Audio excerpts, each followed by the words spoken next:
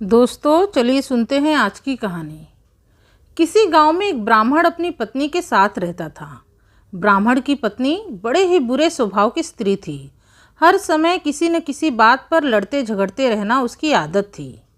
ब्राह्मण सवेरे ही भिक्षा मांगने के लिए निकल जाता और शाम ढले घर लौटता। जिस दिन ब्राह्मण को भिक्षा में कुछ भी नहीं मिलता उस दिन ब्राह्मणी उसे बहुत बुरा भला कहती। कभी कभी तो मार पिटाई की नौबत भी आ जाती और ब्राह्मण को उस रात घर से बाहर ही रहना पड़ता था। ऐसे ही बेचारे ब्राह्मण के दिन बीत रहे थे। एक दिन ब्राह्मण भिक्षा मांगने गया और संयोग से उसे कुछ भी नहीं मिला। खाली हाथ ब्राह्मण को लौटा देखकर ब्राह्मणी का गुस्सा सातवें आसमान पर जा पहुंचा। उसने चूल्हे से लकड़ी निकाली और ब्राह्मण को दे मारी। ब्राह्मण दर्द से चीखता हुआ घर से बाहर भागा। उसकी पत्नी ने उसका पीछा किया पर थोड़ी दूर जाकर निराश होकर लौट आई। उसके घर के बाहर एक पीपल का बड़ा सा पेड़ था और उसी के नीचे बैठकर ब्राह्मण के लौटने का इंतजार करने लगी। काफ़ी देर तक इंतजार करने के बाद भी जब ब्राह्मण लौटकर नहीं आया तो उसका गुस्सा और भी बढ़ गया। अतः गुस्से से पागल ब्राह्मणी ने उस पीपल के पेड़ को ही एक लकड़ी से पीटना शुरू कर दिया। उस पेड़ के खोखल में एक भूत रहता था। वह बड़ा ही सीधा साधा था, कभी भी किसी को परेशान नहीं करता था। लेकिन अचानक से हुए इस प्रहार से वो भूत डर गया और बाहर आकर हाथ जोड़कर बोला, हे ब्राह्मणी देवी, मेरा क्या कसूर है जो तुम मुझे इस तरह पीट रही हो। अचानक से भूत को सामने देखकर पहले तो ब्राह्मणी डर गई, लेकिन भूत के हाव भाव देखकर वो तुरंत समझ भी गई कि ये भूत तो बड़ा ही सीधा साधा है और मुझसे डर भी रहा है। ब्राह्मणी ने क्रोध करते हुए ही कहा, मैं तुझे इसलिए पीट रही हूँ क्योंकि मेरा पति यहाँ नहीं है। जब तक तू मेरे पति को ढूंढ कर नहीं लाएगा मैं तुझे पीटती रहूँगी और तुझे यहाँ रहने भी नहीं दूंगी। अब जल्दी से जा और मेरे पति को ढूंढ कर ला। ब्राह्मणी के डर के मारे भूत ने उसकी बात मान ली और सारी रात वह जगह जगह ब्राह्मण को ढूंढता रहा। अगले दिन सवेरे जब वह एक बगीचे के पास से गुजर रहा था तब उसे एक पेड़ के नीचे एक आदमी बैठा दिखाई दिया। भूत जल्दी से उसके पास पहुंच गया और बोला, क्यों भाई, क्या तुम अपनी पत्नी से डरकर भागकर आए हो। ब्राह्मण ने आश्चर्य से कहा, हाँ भाई, लेकिन तुम्हें कैसे मालूम। भूत ने कहा, क्योंकि मैं भी तुम्हारी पत्नी से ही पिटकर बेघर हो गया हूँ। अब चलो जल्दी से घर लौट चलो ताकि मैं भी अपने घर में रह सकूँ। ब्राह्मण ने हैरानी से पूछा, लेकिन तुम तो एक भूत हो, फिर तुम उसे कहाँ मिले। ब्राह्मण के पूछने पर भूत ने उसे सारी कथा कह सुनाई कि किस तरह ब्राह्मणी ने उसे उसके ही घर से निकाल दिया। इस पर ब्राह्मण ने वापस जाने से इनकार करते हुए कहा, भाई तुम चाहे कहीं भी रहो, मैं तो वापस उस झगड़ालू औरत के साथ नहीं रहूँगा। ब्राह्मण की बात पर सहमति जताते हुए भूत ने कहा, बात तो तुम बिल्कुल ठीक कह रहे हो भाई, तुम्हारी पत्नी सच में बहुत खतरनाक औरत है। अब तो मुझे उसके नाम से ही डर लगने लगा है, इसीलिए अब मैं भी तुम्हारे साथ ही रहूँगा। ब्राह्मण और भूत अब साथ साथ रहने लगे। ब्राह्मण दिन भर भिक्षा मांगकर अपना गुजारा किसी तरह चलाता, लेकिन भूत को ब्राह्मण का भिक्षा मांगना अच्छा नहीं लगता था। एक दिन भूत ने ब्राह्मण से कहा कि तुम और कोई काम क्यों नहीं करते ताकि तुम्हें भीख न मांगनी पड़े। इस पर ब्राह्मण ने कहा कि भिक्षा मांगना ही तो मेरा काम है और मुझे कोई दूसरा काम नहीं आता। तब भूत ने कहा, मैं तुम्हें एक तरकीब बताता हूँ जिससे तुम धनवान हो सकते हो, पर तुम्हें मेरी कुछ शर्तें माननी होंगी। ब्राह्मण ने कहा, अगर ऐसी बात है तो मैं तुम्हारी सारी शर्तें मानने के लिए तैयार हूँ। फिर भूत ने उसे अपनी सारी योजना समझाई कि मैं इस राज्य के प्रधानमंत्री की लड़की के शरीर में समा जाऊंगा और किसी तरह भी बाहर नहीं निकलूंगा।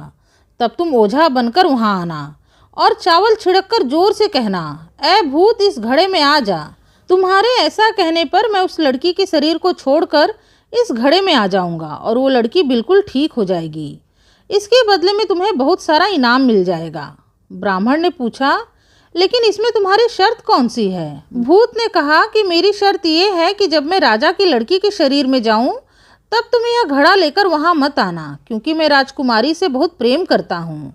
ऐसा कहकर भूत ने एक घड़ा ब्राह्मण को दे दिया। अगले ही दिन पूरे राज्य में एक खबर फैल गई कि प्रधानमंत्री की लड़की पर भूत प्रेत का साया है। प्रधानमंत्री ने राज्य के बड़े बड़े वैद्य, हकीमों और ओझाओं को अपनी बेटी के इलाज के लिए बुलाया, लेकिन उसकी बेटी ठीक नहीं हो पाई। जब प्रधानमंत्री एकदम निराश हो गया तो ब्राह्मण ओझा के रूप में उसके पास आया और बोला, मैं इस भूत को आपकी बेटी के शरीर से उतार सकता हूँ। उसकी बात सुनकर प्रधानमंत्री ने खुश होते हुए कहा, अगर तुमने मेरी बेटी को ठीक कर दिया तो 1000 स्वर्ण मुद्राओं के साथ मैं अपनी बेटी का विवाह तुम्हारे साथ कर दूंगा।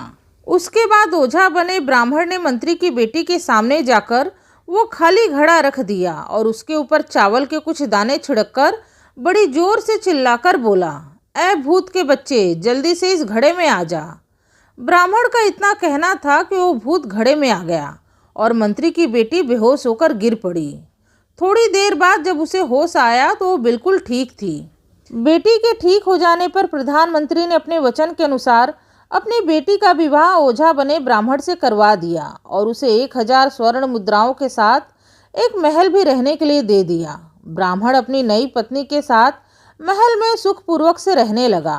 भूत ने जब देखा कि ब्राह्मण का जीवन अब सुखमय हो गया है तो उसे राजकुमारी की याद आई। वो घड़े में से निकलकर सीधे जाकर राजकुमारी के शरीर में समा गया, जिससे राजकुमारी बड़ी अजीब अजीब हरकतें करने लगी।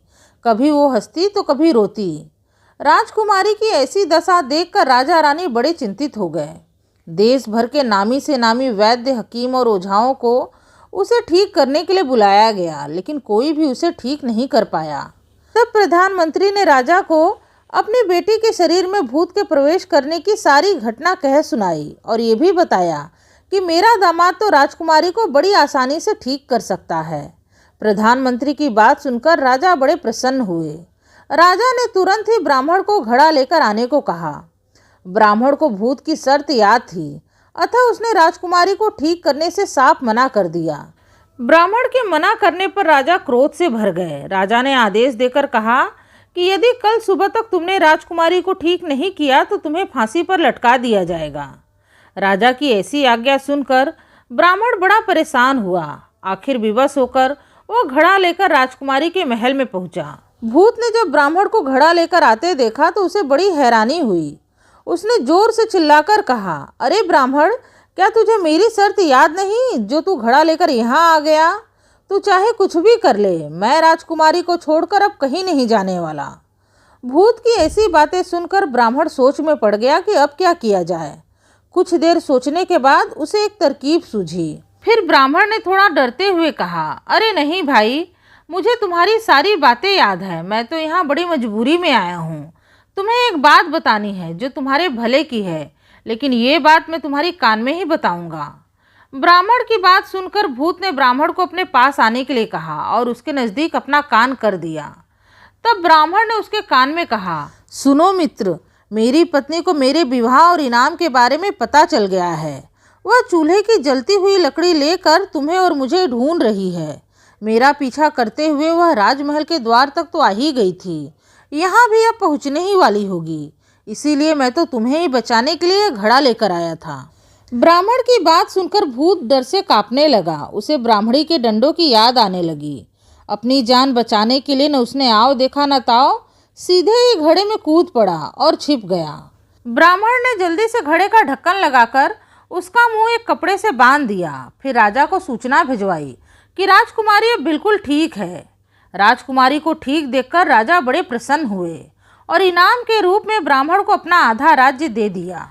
लेकिन ब्राह्मण को तो उस भूत की ज़्यादा चिंता थी कि अगर गलती से भी वो भूत इस घड़े से आज़ाद हो गया तो उसे जिंदा नहीं छोड़ेगा। जब रात हुई तो ब्राह्मण घड़े को लेकर नदी के किनारे पहुंचा और उसमें एक बड़ा सा पत्थर बांधकर नदी के बीचों बीच तेज धारा में उसे डुबो दिया।